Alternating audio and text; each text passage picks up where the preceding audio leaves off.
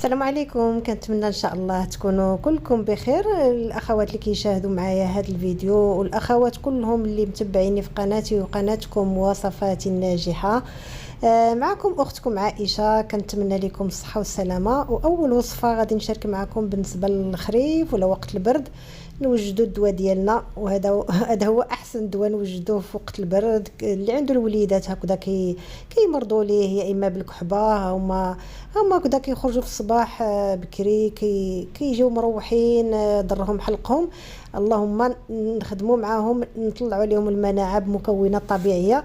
وكما كتعرفوا شكون ما كيعرفش، والتين والزيتون اللي مذكورين في القرآن كلهم دواء وشفاء لجميع الامراض. بلا ما نكثر عليكم الفوائد ديال الشريحه ولا الثومه ولا الزيت البلديه، يكفي انكم تدخلوا عالم الانترنت غادي تعرفوا المزايا ديال الشريحه والثومه وزيت الزيتون اللي ما كتخطط حتى شي دار في المغرب ولا في البلدان العربيه. وصفه صحيه كترفع المناعه، عندها عده فيتامينات. اول حاجه كتاخذوا كميه الشريحه اللي عندكم، وحاولوا تاخذوا الشريحه البلديه ديالنا ديال المغرب. ما تاخذوش ديك الشريحه الكبيره ديال تركيا، لان دائما الحاجه البلديه كتكون اقوى من هكذا الحاجه الكبيره، بحال ديك مطيشه الكبيره. اي حاجه كتشوفوا الحجم ديالها كبيره عرفوا بانها مدخلين على شي تعديلات ما هماش. هنا من بعد ما كتمسحوا ولا كتغسلوا، انا كنغسلها صراحه وكنشفها وكنخليها يدوز عليها البرد هكذاك وتنشف ليا وترجع كما كانت. عاد ندوز نحلها ونقلبها، الا كان شي وحده مسوسه كنزولها باش ندوز انني نوجد الثومه. بالنسبه لهنا الثومه ضروري انكم تحيدوا لي هاد العصبه، هذا القلب هو اللي كيعطينا ديك الريحه مجهده في الثومه. وبالاخص هكذا الا عندكم الوليدات ما كتجيهم ديك الثومه مجهده، هنا تلاحظوا معايا غادي ندير غير النص فيه الثومه كناكلوا انايا، والنص كنخليه هكذاك واخا هكذاك حليته باش يشرب ليا من المزايا ديال الثومه بلا ما يحسوا بها. هاد النص غادي نخليه هكذا وغادي ندوز نعمرو. عندي الثومه شويه كبيره، الا كان عندكم الريوس صغار تقدروا ديروا ثومه في وحده. انا صراحه جاتني كثيره، قسمت الثومه على جوج، جاني داك الضرس ديالها كبير ومني زودت ليه القلب ديالو هذا كيعطي الريحه خايبه شويه مجهده ديال الثومه. صافي هنا غادي ندوز نوجدهم باش نفورهم. كنوجدوا شي كسكاس، وكل شريحه هكذا كندير فيها داك النص ديال الثومه، والنص الاخر غادي نخليه باش هكذا نخلطوا معاها.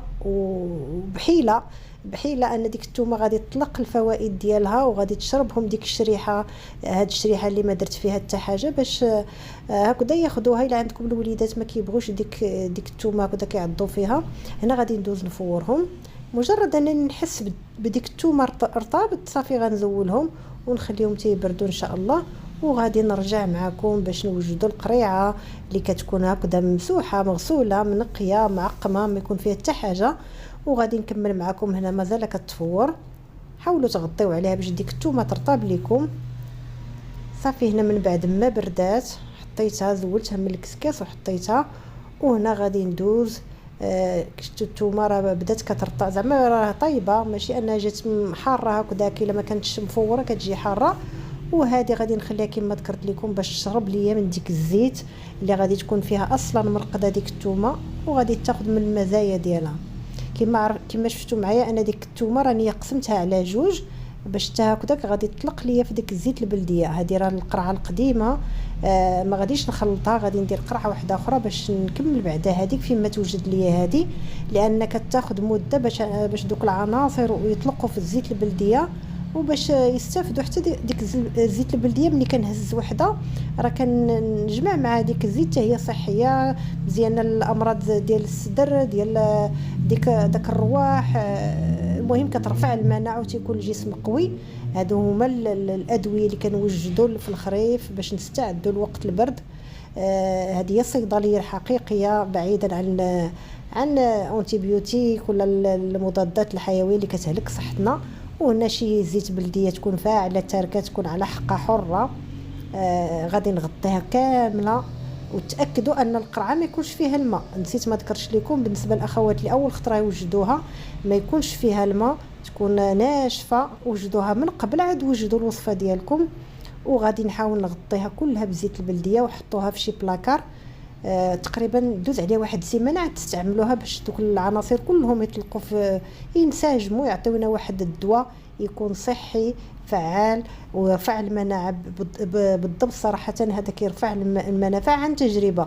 انا بنتي راه ما كيفوتهاش الرواح الحمد لله، ملي بدات كتاخذ هادو بعد المناعه الجسم ديالها شويه صحاحت شويه وبدا الجسم ديالها كيحارب داك الزكام ولا ديك الكحبه اللي كتجي واعره في الصدر وديك البلغم ولا داكشي اللي كيطلع لهم من الصدر ديالهم، كتنقي الصدر. عن تجربه نتمنى صراحه تستافدوا من هاد التجربه اللي كديرها شخصيا وبارطاجيتها معكم، وعمموها مع صحاباتكم مع عائلتكم الاخوات. راه ما كاين ما احسن من الطبيعه، واخا نعياو ما ناخذوا الادويه كيعطيونا واحد لحظات من الشفاء ولكن كيعاود المرض. نتمنى لكم الصحه والسلامه، الى فيديو اخر، الى اللقاء.